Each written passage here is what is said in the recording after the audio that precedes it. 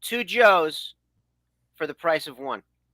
Joe Maymi, man about town, gentleman, scholar, husband. Wow, you're being very kind now. Now you're being a little kind, Phil. That's right. Yeah. The man who needs no introduction, but I will introduce. Manager of the Howard Hanna Rand White Plains office, and a good guy and a friend. Welcome to Real Estate Unscripted. You know, Phil, no one has said so many good words about me in the last 20 years. So thank you. That's very kind of you, Phil. Very kind. Well, you know, I just call it like I see it, and I never make it up. So I have known you for. What are you drinking there? What are you drinking there, Phil? I'm drinking a knockoff of Dr. Pepper, which is sweetened with stevia. Okay, so that's what keeps you going in the morning, huh? No, you know, listen, it's 5 o'clock somewhere, Phil. It's 5 o'clock somewhere. Oh no, geez, I wish. Although I got a prop somewhere. I always have a prop. Okay, here we go. Oh, excellent. There's a prop. Excellent. Yeah, that's a reminder. That's a reminder. There is just enough. Blackberry brand. There's blackberry brandy in there. That doesn't spoil, does it? I wouldn't know, but I have experts in the family that would know. Okay, I got to bring this back on track. All right, so you have been in real estate how many years? Actually, this year would be my 30th year in the industry. So early 90s. Started in 93. When I was. Where were you at that? So you got into real estate in high school. What got you into real estate in 1993 of all years? Well, so I was I finished my grad program at the University at Albany, and I started my PhD. And November 1993, that's when I got licensed. What happened was Christmas break came in, and living in college, broke. Yes. I came back home for the Christmas break, and I met a friend of mine who had a brokerage in the Bronx, and he says, "Why don't you come in, rent a few apartments, get some cash, bring it back to campus, and pay the bills?" And I said, "Great." And that was 30 years ago, because I did some rentals and started to get into sales. And my mentor called me. I remember in the summer of 1994, Dr. Mitchell Livingston, that was his name. And he called me and he says, "Hey, I don't see you on the rolls for fall semester 94. And I said, "Dr. Livingston, I promise I'll be back. I'm just going to get some more money, and so I can go back to college and pay the bills." And he says, "Joe," he says, "once you get a little bit of this," he says, "you're never going to come back." And I said, "I promise I will." And again, that was 30 years ago. He was 100% right. I haven't spoken to the man ever since. There was no sense in looking back. When I started the career, I was hustling very, very quickly. I'm a kid from Harlem, so there's a lot of grit. And I started to make money very quickly. And then when I realized the kind of money that I was making in real estate in comparison to an entry-level position in higher ed, because my degree was in higher education administration, right? My goal was to be a dean or a president of a college or university. That was the dream when I was 22 years old.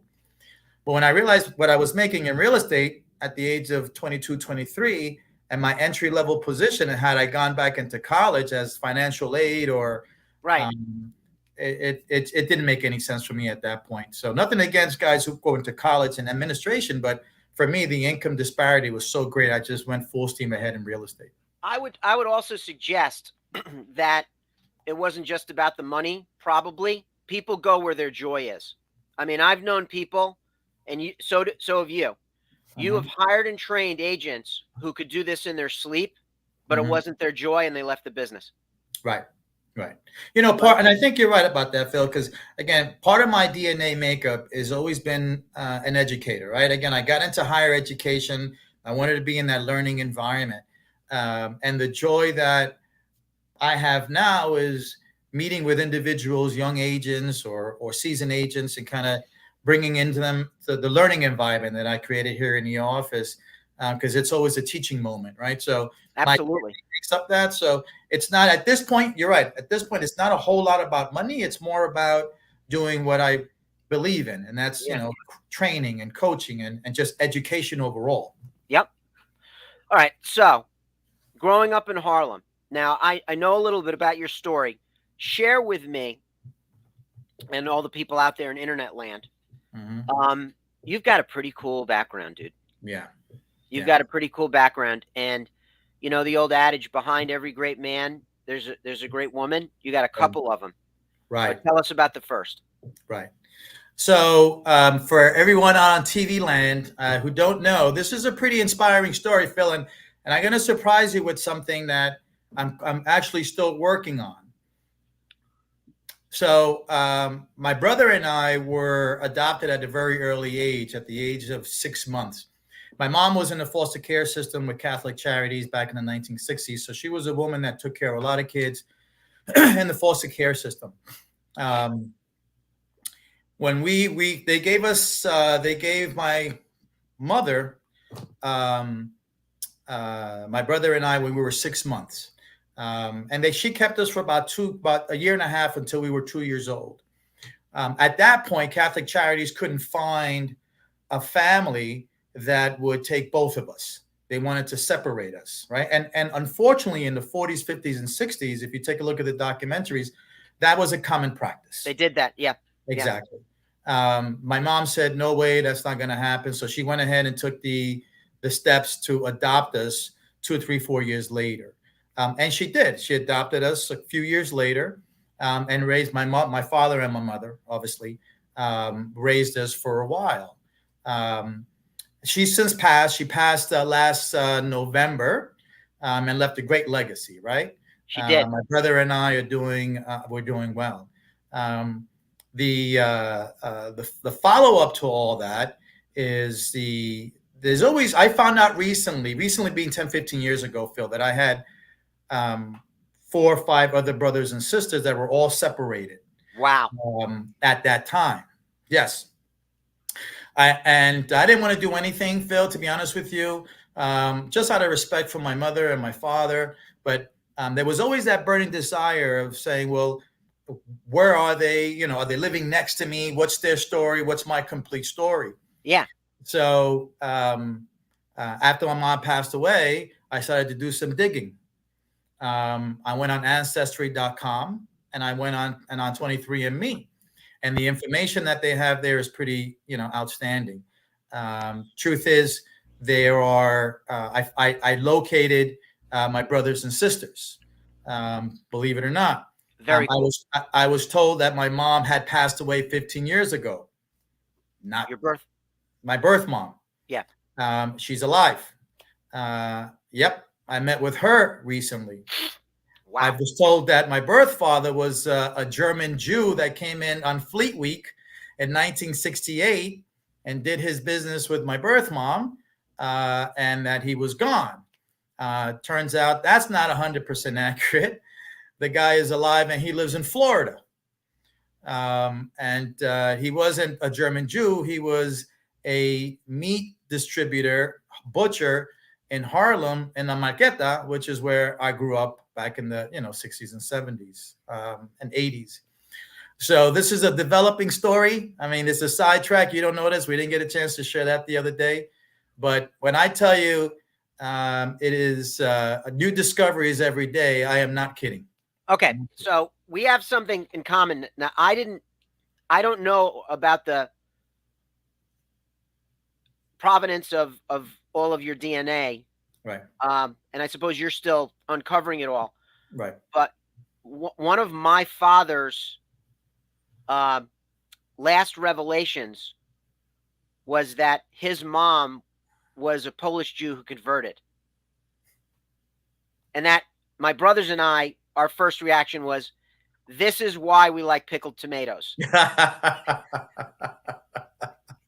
All of us. You didn't know that until now, huh? All of us said that. All of us said that. But your dad, your birth father, was not a German Jew. Was no, he literally based on ancestry.com, my DNA. I grew up in a Puerto Rican household, right? Yeah. So that's what I thought my genetic makeup was. Turns out I'm Polish Jewish, 50%. To be exact, 54%. And the balance of me is comprised of Caribbean, Hispanic, Puerto Rican kind of stuff. So wow, very interesting stuff. Yeah, so you and I are more related than we thought. We could be distantly related, dude. We could be cousins. It was a little bit. Very cool. Yeah. So you grew up in Harlem. Where'd you go to high school? You went through a master's degree, working on a PhD. I mean, clearly it was impressed upon you the importance of education. Right. Clearly. Right. Absolutely. So I went to Cardinal Spellman High School, Catholic high school. And that high school is a college prep in the Bronx. Yeah. So that's a high school, that's a college prep school. So it was just a natural tradition. Yeah. I ran track in high school. I was a pretty good sprinter. And I ran track as a sprinter for the University at Albany for 4 years. You were All-American sprinter. Huh? A Great Dane. You were a Great Dane. A Great Dane. Still am a Great Dane. Once a Great Dane, always a Great Dane. Once a Wildcat, always a Wildcat, we say too. Exactly. Right. Exactly. So I was an All-American track athlete, in a 100-meter dash, 200-meter dash, 400-meter dash. So I'm competitive by nature. Yes, you are. Yeah, very competitive. I like to win. Yeah. I don't mind losing if I lose against a good competitor. I don't mind that at all. But you always put your best foot forward. Absolutely. So here's another interesting thing. My nephew Tim, adopted by my oldest brother, also found out he had siblings, birth mother, family, everything like that, and he did not want to contact them right away because he felt like conflicted with my brother and my sister-in-law. But my brother encouraged him, like, you should meet these folks, and they all met, and it was all wonderful. And Tim's like 20 something years old, so it was just reconnecting and joy and discovery and everything like that. And I think for your birth family to know that you were where you needed to be to reach your true potential. I mean, wherever your birth mother is, I mean, she's got to be happy that you and your brother are both okay. More than okay. So that's pretty awesome stuff. Yeah. Wow. Yeah. And I have to tell you, that's one of the main reasons that I wanted to meet with her. Everyone in my family and friends, I didn't tell a whole lot of people, actually. So yeah. I don't know if you have dozens or hundreds of dozens of people on this call right now, Phil, but now they know. Thanks to you, Phil. Now they know. Now they know. Very cool. No, I actually sat with her, my birth mom, at some point last year, in December, January, a couple of months ago, actually, just to let her know exactly what you just said, Phil. To let her know that, look, the two boys that she unfortunately had to give up at birth for whatever challenges she was going through turned out to be okay, right? To give her a peace of mind that 54 years later, that her two sons, have families, they have careers, they have friends, they have homes. And she's got an awesome grandson. And that she has an awesome grandson too, right? So it's you want to give that person that kind of peace of mind, because there's as a parent, there's going to be a void, right? There's going to be a sense of emptiness, and I wanted to fulfill that for her, remove that emptiness. So now we've spoken a couple of times, and she'll never replace my adoptive mother, right? Right, of course. It's different roles. Exactly. But it's important that I had a chance to connect with her and let her know that we turned out okay. Wow. She must have been so relieved and overjoyed and thankful and, full circle, Oh yeah, it was for the first 10, 15 minutes. It was awkward, not for me, but for her. She couldn't. She had a tough time looking me at my face, like she was ashamed that she gave us up. And I had told her, Oh, yeah, and I told her, I said, it's okay what you did. What you did was important because you by doing that you saved my life, right? yeah. Because who knows the The trap sacrifice. exactly. Yeah. So Yeah. We've held our sons in our arms, you and correct, I. that's right. Can That's you right. imagine how hard it would be to hand them to someone and know that you may never see them again for their own good? Right. I absolutely cannot imagine the strength and the pain. And she did it. And the fact that she was able to, you know, finally have you tell her it was okay. I just can't imagine. So wow. You didn't So expect that, huh? I'm telling you, yeah, I'm writing a story. it's a I'm writing a beautiful. story. You got to do that, man. You got to do Hmm. that. Hmm. So I met you somewhere around, I don't know, maybe 2010, 2013, sometime in there.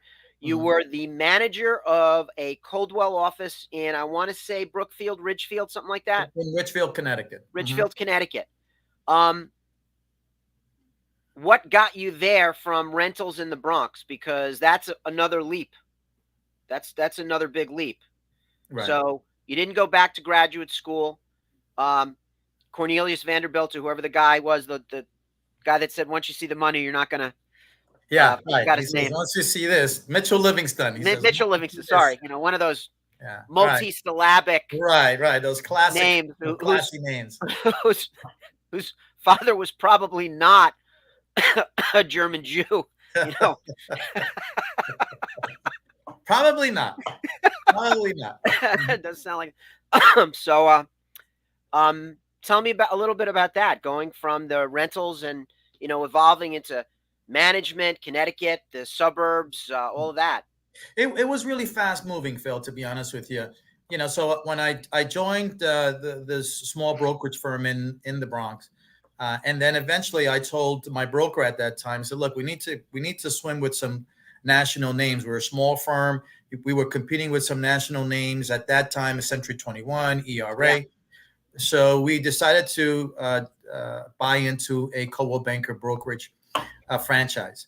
And then 5 years later, he decided to go into commercial real estate, and I bought his company from him and built his company in the Bronx. And then eventually, I went independent.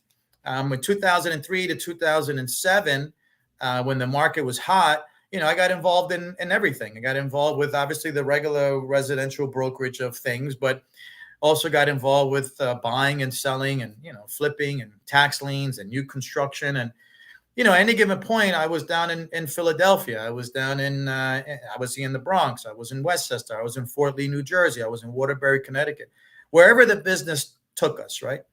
yeah, And then the market crashed and burned in 2007, 2008. You know how yeah. that went. A little bit, a Little little bit. bit, right? We were all kind of sitting there in the sidelines. Private money wasn't available as much. No, People underwater.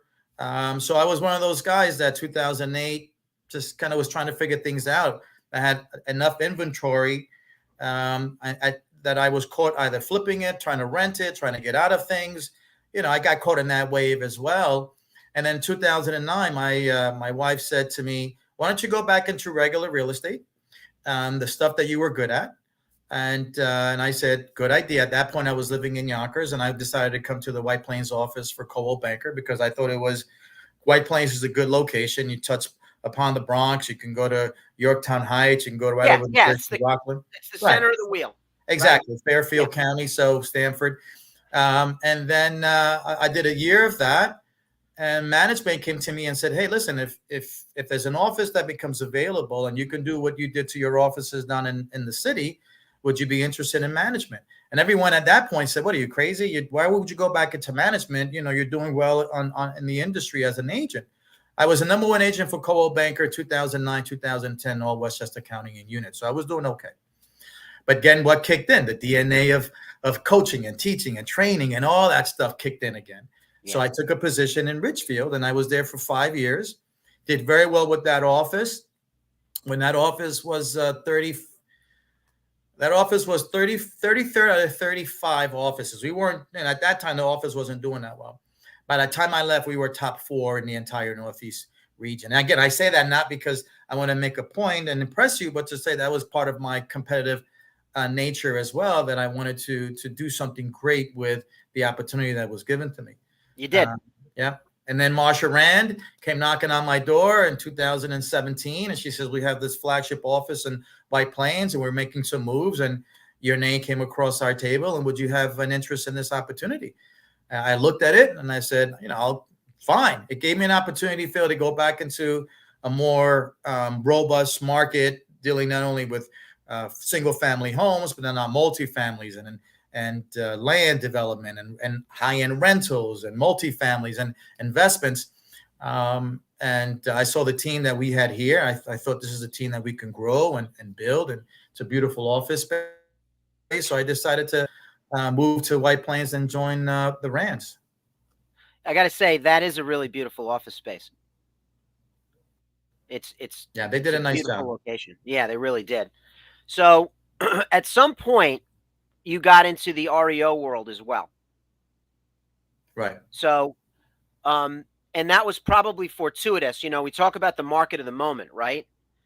Being an REO when the market was down was the place you needed to be. Now, I worked distress, but mostly in short sales with, from 2008 onward, Q short jokes anytime you want, by the way. But what I saw selling in 40% of the market, at least, was distress of some sort.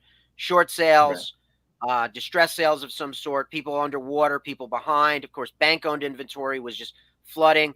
There is still some shadow inventory out there. Not a lot, but a little thread of shadow inventory out there that's in limbo for whatever.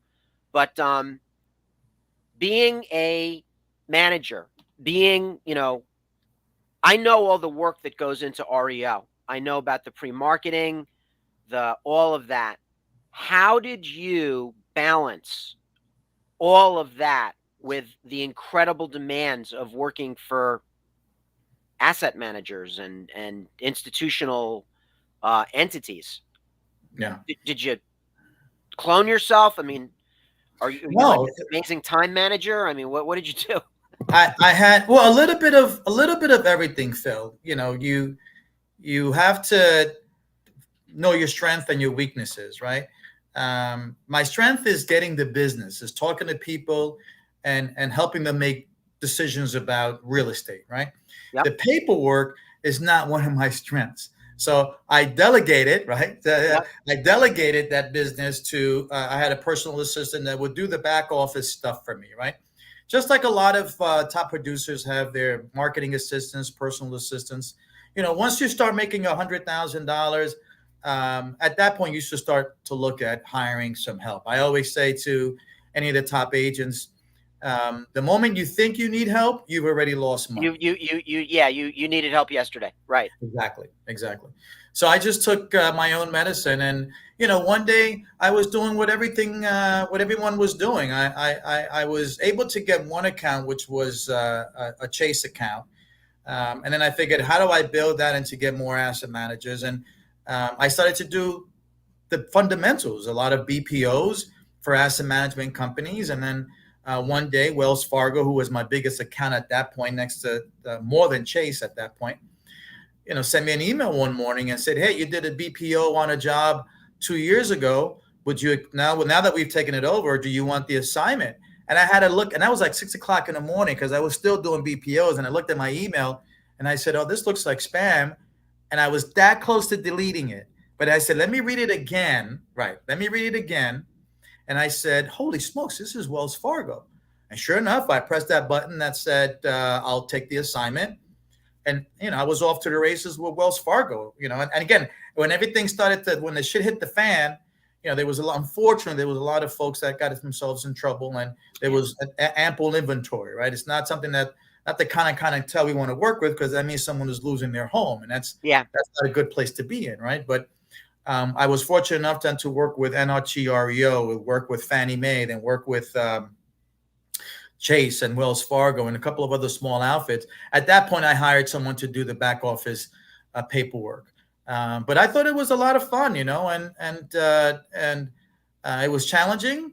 Yeah. And we met some really good people. But the same day it was here, the same day it was gone. Right, a few years later, the inventory they started giving out assignments, and I mean, and today there's not a whole lot out there. No, only because most people have equity in their homes, right? If the appreciation has gone through the roof, that someone who's in trouble 4 years ago, 5 years ago, they were underwater. Now with 10, 15, 20% gains, they can either sell for a small profit or break even. They don't have to allow it to get into an REO status. Yeah. They still have them, but not at the number that we had them before. Oh, it's a trickle, because the moratorium really just set the whole hourglass on the other side again. So a lot of them just started from scratch, really. Right. So there's very little now. And all this time, you're a dad and you're raising this awesome son, right? Mm-hmm. Tell me about that, because yeah, I know it means a lot to you. Yeah, it does. He's so I have a 23-year-old son. His name is Yes. I'm sitting down. I think he's 23. He was born. He'll be 24 in August. Yeah, he'll be 24 in August. It's the rice and beans, Phil. It's the rice and beans. There's a daily diet of rice and beans here. And bagels. Those are very good for you. To honor my Jewish side, I eat bagels too, Phil, in the morning. Well, you can put the legumes, the beans, in a schmear and one great lunch, big lunch. I love it. Yeah, so my son he's a great kid. He went to he was in Richfield and went to school and went to college, and now he's this sort of music composer, engineer, DJ that's doing a lot of really great work in and around the city, and creating some music for some up and coming artists. And he's loving what he's doing. Oh, he loves what he does. Yeah, he loves what he does. Is he out on his own now, or is he still at home?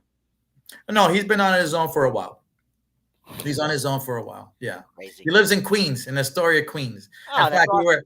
we were talking the other day. We went out to dinner and we were talking about he wants to move into this building that's next to where he lives now, and has a view of the water and I think it's the bridge. The 59th Street Bridge. If he's in Astoria, he's looking at the 59th Street Bridge, probably.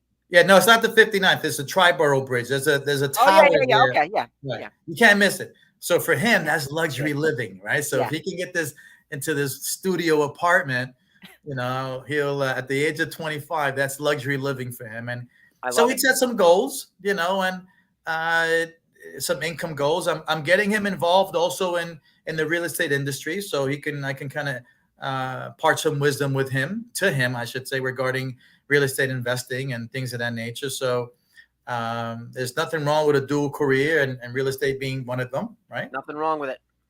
Yeah. Nothing wrong with it. Yeah. So. And I'm told you also cohabitate with an agent that's not half bad at this. That's a good word, cohabitate. I like that word. Yeah, Trudy. I studied English. There you go.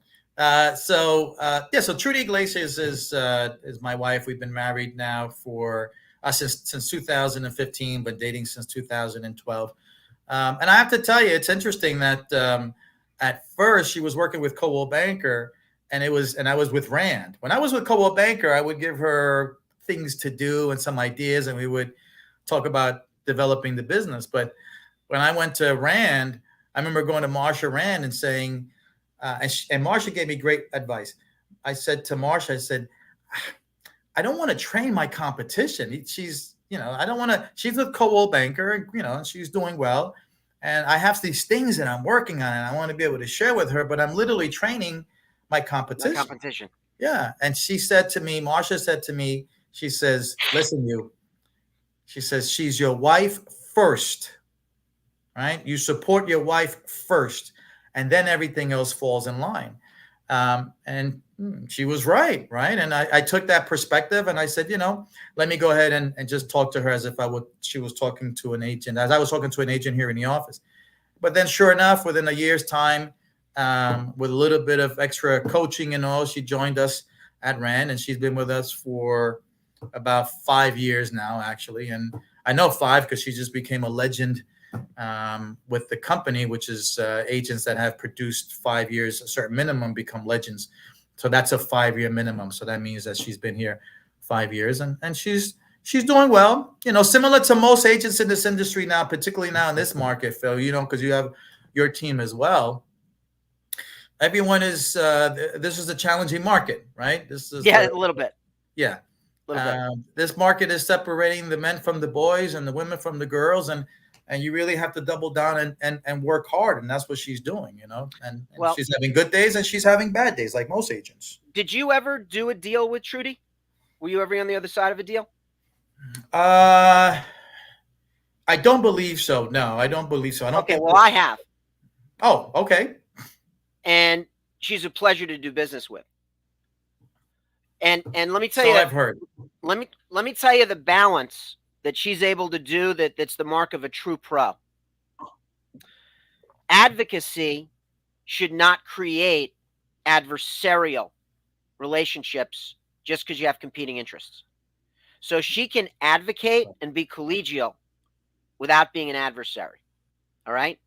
She was a phenomenal advocate for her client. And I'll never forget it. It was a raised ranch in Yonkers, right on the border of Edgemont.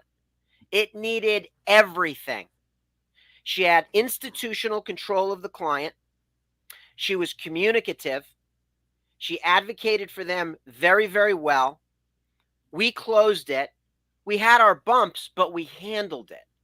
And she was such a pleasure to do business with. Such a pleasure. Yeah. And I know she'll remember that. It was a raised ranch, Yonkers, and it needed everything, dude. It was bad. It was bad. Right? Stop talking about my house that way, Phil. Your house, right? I love that house, Phil. Tell me about, speaking of great women, Mrs. Rand. Yes. Because every time I hear stories like this about her, it kind of belies, sort of that self-interested tunnel vision stereotype one has about the leader of a company, right? Mm-hmm. Like you'd think that, on brand. Yeah, that's right, Joe. Don't tell her, trade secrets, blah, blah, blah, whatever. But no, she's like family first, right? Right. Love it. Yeah. Yeah. She, you have to take your hat off to Marsha because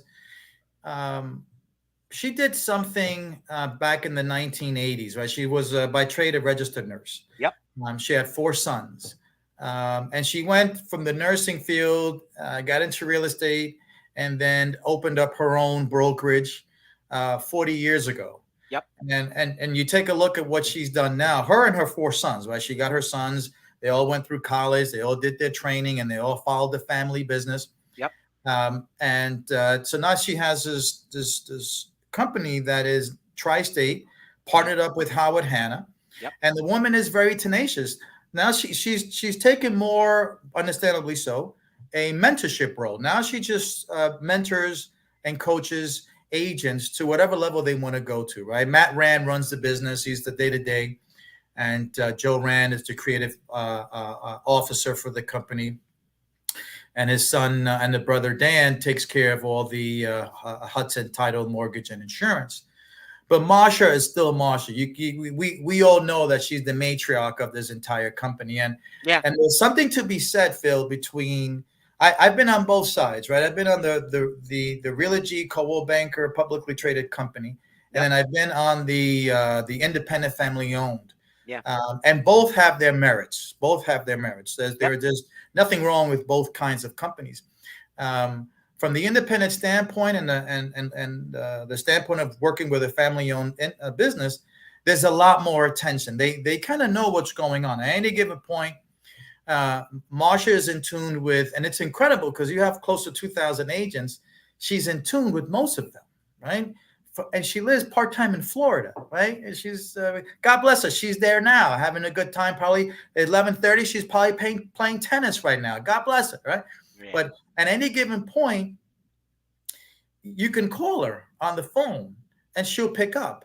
So, how often can you reach out to the founder of the company that's still active, speed dial her, whether you're an agent or a manager, and get her on the phone, and she cares about what you have to say, right? Yeah. And that's trickled down to her sons as well. So, and she's the reason. She taught me a big lesson as well a few years ago, even as a manager and as an agent, about being tenacious and being consistent.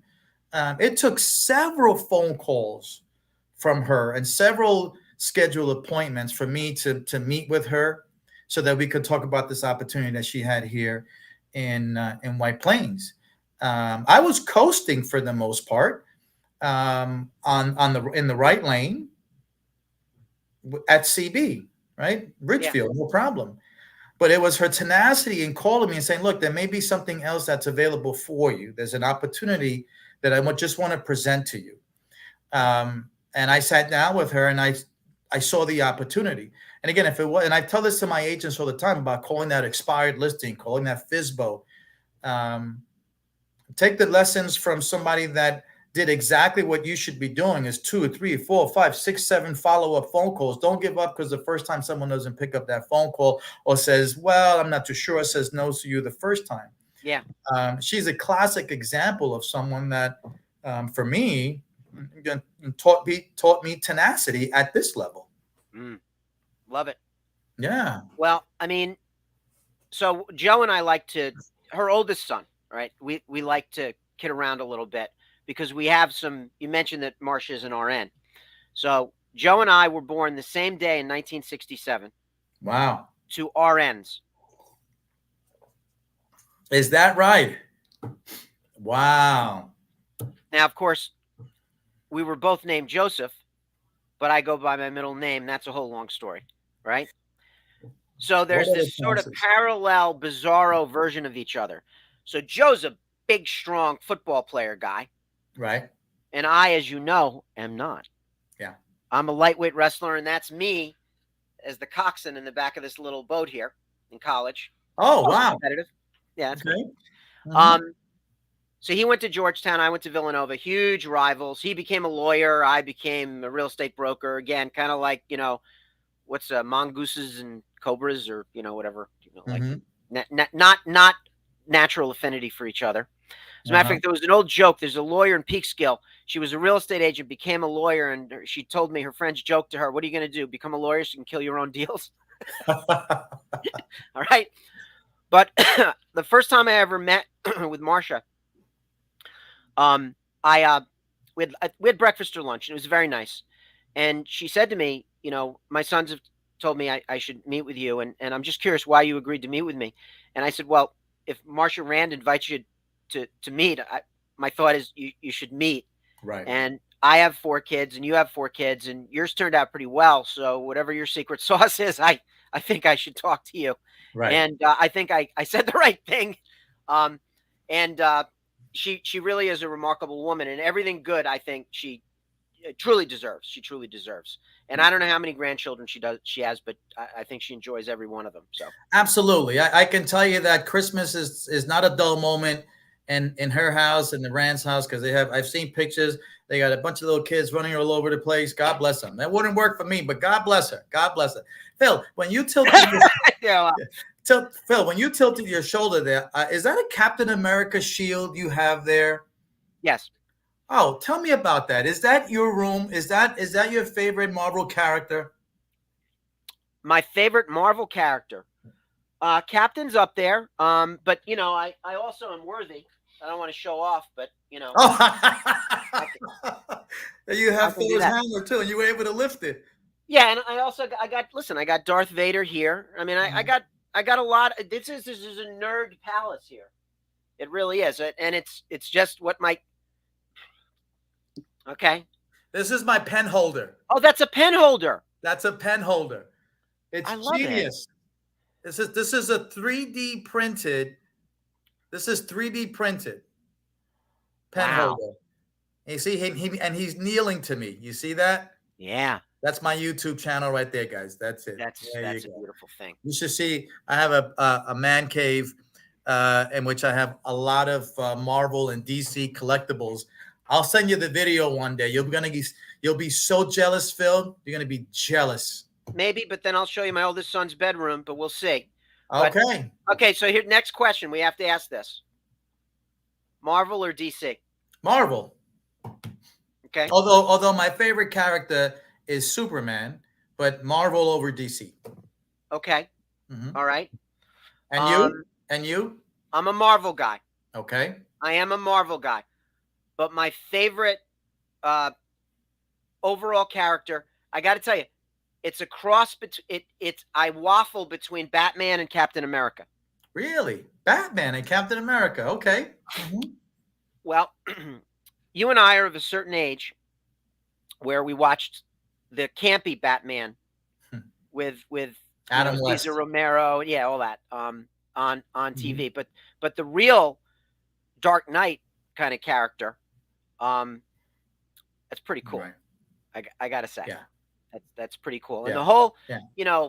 The whole archetype of wealthy, brilliant scientist with the double life and all the gizmos. And all the chicks dig him, but he's not ready to get attached and everything like that. I am none of those things, but I so envy it. I so envy it. But yeah. So I have to ask you then, Phil, the question that the dozens of people that are watching this want to know. Okay. Which is your favorite Batman? Is your Batman favorite the one who played Batman actor, Michael Keaton? Michael Keaton. Ben Affleck. Wow. I didn't even get to this guy who played him in The Dark Knight. What's his name? Christian Bale. Yeah. Wow. Okay. Michael Keaton. So you must be excited to see The Flash then. The movie I think that is Michael Keaton going to be in that? Yep. Val Kilmer.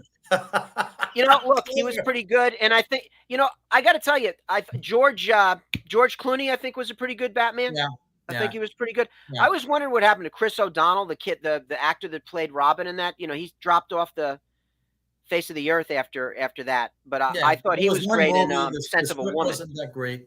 Yeah, that was one of those movies. The script wasn't that great. They had Arnold Schwarzenegger, I think, playing Mr. Freeze. It was too comical. It was too comical. Yeah, well, I think both guys never make good villains. Yeah, they never do. Especially back in the old days. It was, think about the movies now and the way they made them, the CGI now and the CGI back in the 1990s or whatever. It's just a different planet. Different planet. Yeah. All right, there is no comparison. All right. So, and I'll tell you why it's Michael Keaton. First of all, when they announced it would be Michael Keaton, everybody was like, he's a comedian. He's what? That's a terrible miscasting. You want to know something? They did pretty damn well. And those movies, if they had failed, would have killed the franchise going forward. But instead, the entire movie franchise stands on the shoulders of the Michael Keaton Batman. And he balanced, and I relate to it because the more stress I have, the funnier I am. Like I don't know how I developed, but it's like a defense mechanism or a coping mechanism. And I think Michael Keaton's like subtle humor in there, I think added a dimension hitherto unseen. Got it. So since we're talking about Batman, then you have to answer this question then. All right then. Because you can't have a Batman and not talk about the characters, the actors that played the Joker, right? So, which is your Joker? Best Joker? Is it Joaquin Phoenix, who played the Joker in the recent movie? Is it Heath Ledger, who played the Joker iconically in the Batman trilogy? Is it Jack Nicholson? Or I'll take you all the way back to the 1960s camp Cesar Romero. Cesar Romero. All right. Yeah. 4 of them. You only could pick one. Okay. This is riveting really stuff for your audience members. I know. This is very, very difficult because there's a first and a second, and the others are distant third, etc. I'm going to give it to Ledger by what we used to say in crew, by a bow ball, by inches. Photo finish, Ledger over Phoenix. And everybody else is a distant second because they capture the psychological Armageddon that created the character. All right. They created this internal conflict where I have to say that Batman could have been it's a mirror image of Batman, except on the crime side. Did you ever read the graphic novel The Killing Joke? No. Okay. I should read it. All right. So I'm going to tell you The Killing Joke. Okay. All right. Okay. So some version of the Joker says to Batman, you know, there's 2 buildings separated by an alley. And one guy says, I'm going to shine the flashlight across the crevasse, and I want you to stand on the light and walk across. And the guy says, I'm not going to do that because I'm going to get halfway across and you're going to turn the flashlight out. That's The Killing Joke. And I think that is one of the funniest things I've ever heard. And I don't know who came up with it, but I whoever they are, I just want to hug them. Right? It'll be a short hug. All right. But this, do you know, and I know there's somebody who would appreciate this conversation. Do you know Bill Lublin? He sounds familiar. The name sounds familiar. I don't think I've met him personally. All right. So Bill Lublin owns the largest Century 21 group down in the Philadelphia area. Century 21 Gold Advantage. Right. And he is a huge comic book guy. And I think this entire little tributary of conversation that we're on speaks to the fact that real estate people are every bit as multidimensional and complex as anybody else. Right. Anybody else. We're not just about, checking our messages and, putting out tweets and everything like that. We are people. We, by and large, love animals at a very high percentage. We're about the puppies and the dogs and the cats and everything like that. Pet-friendly niches and everything like that. But we are people. We have interests and we love our families, and that's why we do this. No one does this, by the way, because it's easy money. That is one of the hilarious misconceptions about this industry. It's nothing easy about this industry. Everybody I've ever talked to on this broadcast they're many things, but they're a hard worker. Well, if you get into this business, we've seen this before, Phil. You've been in the business long enough. If you get into this business thinking it's going to be easy money, those are the ones that are out within 6 months to a year. Yeah, bye-bye. That's it. It's not a get rich scheme. This is a full-time job, and I think the folks that make it in this business kind of take it seriously. And you're right, they're multidimensional. They have personalities, and they like to network, and they like to socialize, and they're creative thinkers because you got to think creatively and solving solutions and all. And so they're multifaceted, and they're entrepreneurs, so, and they have to have Teflon skin and all that stuff. But that's the component of being in business, a real business, not just a hobby and see if I can get a couple of dollars very quickly, because you're right, those are the ones that don't last. It's a lowly paid hobby, and it's a well-paid business if you're consistent. So let me ask you about this. We've seen a lot of markets, you and I, in the past. I'm 27 years, so I'm 96 when I got into the business. So we've seen a lot of markets. This is the most unique market I've seen yet. Yeah. And, the low inventory is a thing. What are you doing with your team to address this? What's your kind of mantra or your game plan with your team other than, this too shall pass, like, what steps are you guys taking over there? Right. So it's funny you say that. There's multiple things that we're doing here, and um, I just had a conversation with my team yesterday, Monday. Right. I have these things. I have Mondays. I have meetings that are called Momentum Mondays, and the reason I do that, I have it at 11 o'clock in the morning because I know the behavior of the agents. Most of them won't show up at 9. I've No, tried. Right? not Mondays. Exactly. Not Mondays. Yeah. Maybe not Tuesdays to Fridays either, but definitely not Mondays.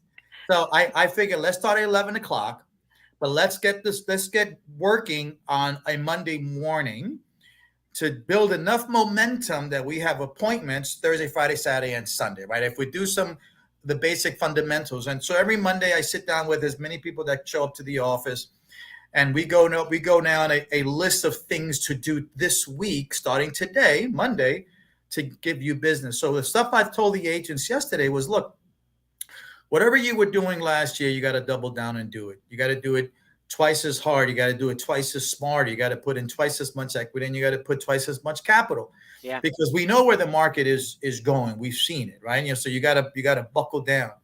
But I've also told the agents in my office, this is where, again, you get paid to be a professional in this industry, and from a buyer's perspective, right? You're a buyer's agent. Someone comes to you, Phil, and says, I want to sign your buyer agency agreement, and I want you to help me find a home.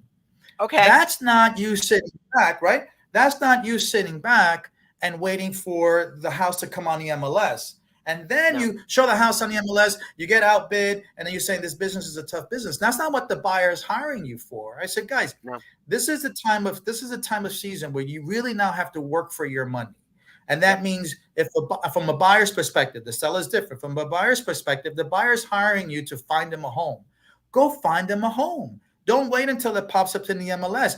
Network the buyer. Talk to them to your sphere, to local businesses. Go on networking events. Get on your phone calls. Do what the buyer has hired you to do, and that is to find them a home. That's why you get paid very well for doing that. You don't get paid very well just to sit and wait until a house pops up on the MLS, and then you go and make an appointment. That's not what you get paid for. You get paid to find all creative ways to do that. So one of the things because there's no inventory. Yeah. So, statistically speaking, NAR had a report that they put out a couple of weeks ago, which I thought was very interesting. So we drilled down to the education. And what I mentioned to the agents in the office was, it said it. According to the NAR statistics, last year and this year, the average homeowner was 60 years old, right?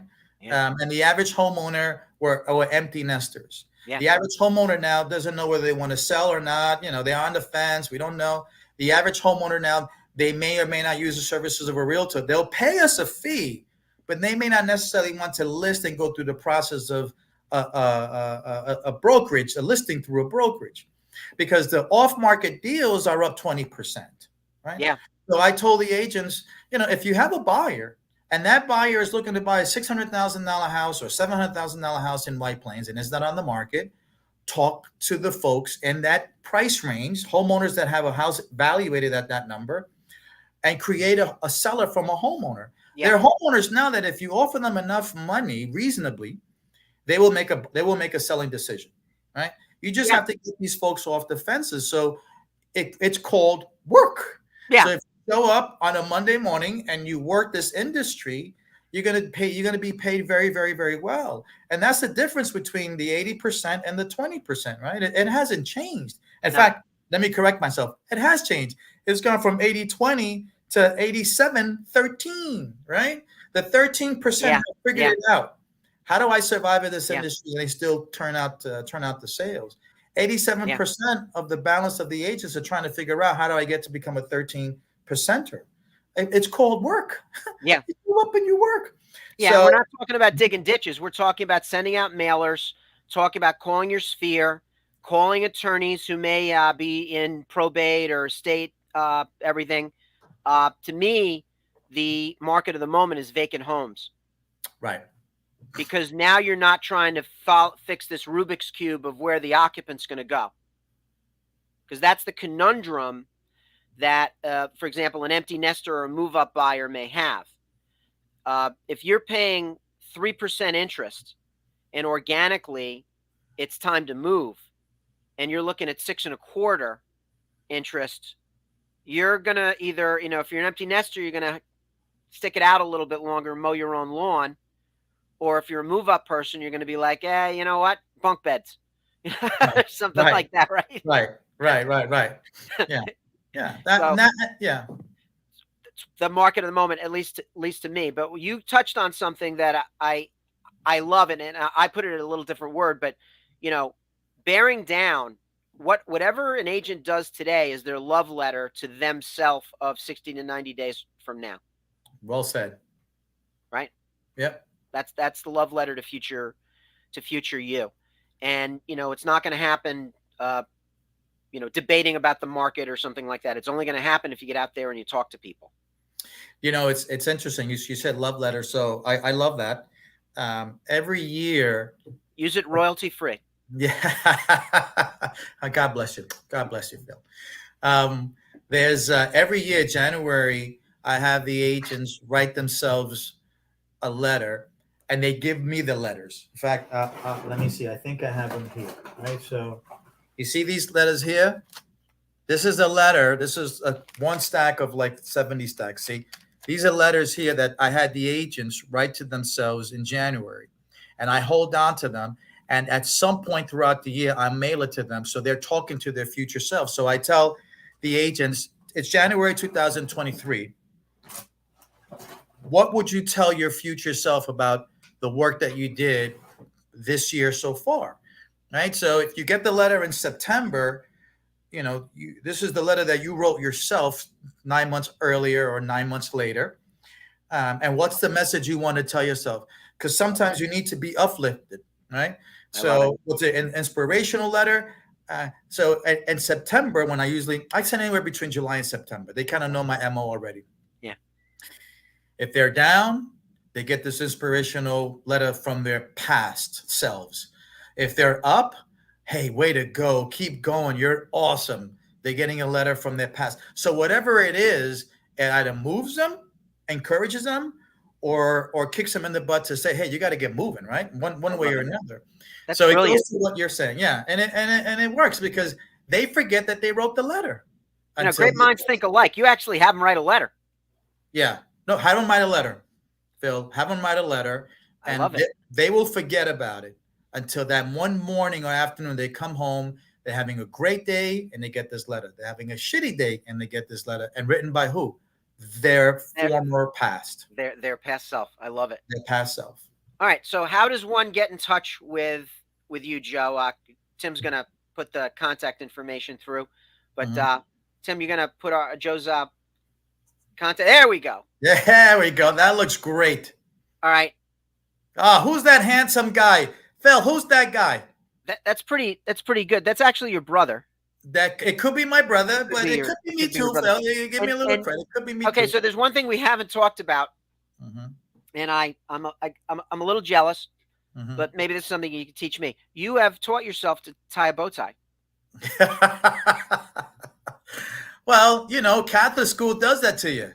Catholic school taught me how to tie a knot, regular knot for a regular tie, and a bow tie.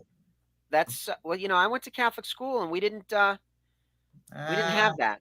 What Catholic school did you go to, Phil? I went to Kennedy Catholic in Somers. I didn't go to a real Catholic school like that. What you mean? There's no Saint Kennedy. It's just Kennedy. Kennedy was no saint. It was founded in the 60s when they were naming everything after the guy after he was assassnated. So Tim, we don't have an email address on there, or well, we kind of do. Yeah, we do. It's joe.maymi@randrealty.com. All right. So Joe's more than an associate broker. He manages Rand's flagship office in White Plains. All right. I have yet to run into someone who does not love working with you. Thank you. Yet to. It'll never happen. I'll pay them well. And we have your okay. So we got all your info. Final thought that you want to leave us with. It's a shameless plug, Phil. It's a shameless plug. Do the shameless plug. That's why you're here. Yeah. So May 18th, HGAR, the HGAR Foundation is having their very first Dancing with the Stars kind of charity event. I think it's held at the Casino Club in New Rochelle. Danielle Reese and Bonnie are Ralph Gabe, all those guys that are part of the HGAR Foundation have put this great program together. And I believe there are 10 couples that are dancing for charity, ballroom dancing.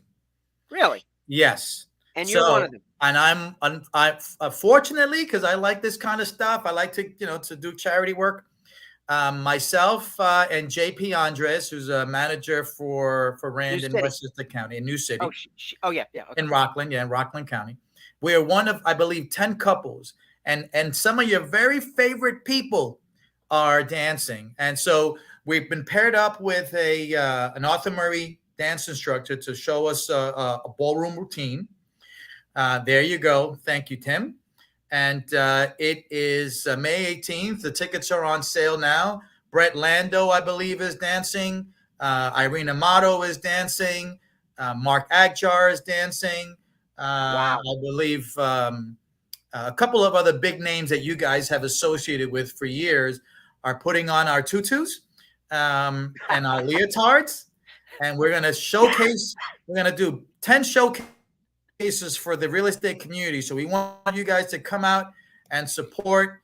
We're expecting this place to be sold out. In fact, ticket sales are going very quickly. That we went from a 300 room to a 500 room, the biggest ballroom they have, because we figured we would be sell out. We'll sell it pretty quickly. So, guys, get your tickets. Come see us perform. Make fun of ourselves so that we can raise money for good charities. I love it. And Joe, what did I tell you? I told you this would fly by, didn't I? You were not kidding, my friend. It flew by. You were not because there's kidding. so much. There's like a whole list of questions still on the list, but we're out of time. So Joe Maymi, friend, colleague, I think we will do it again. Thank you very much. And it's is it Batman? No, it's Superman. My favorite, Superman. Yeah. Mm-hmm. Gotcha. That's it. Gotcha. The Justice League. All right then. Go Justice League. All right. We will leave it there. Thank you again, Phil. Thanks again. I appreciate the opportunity. This was a lot of fun. I'm glad.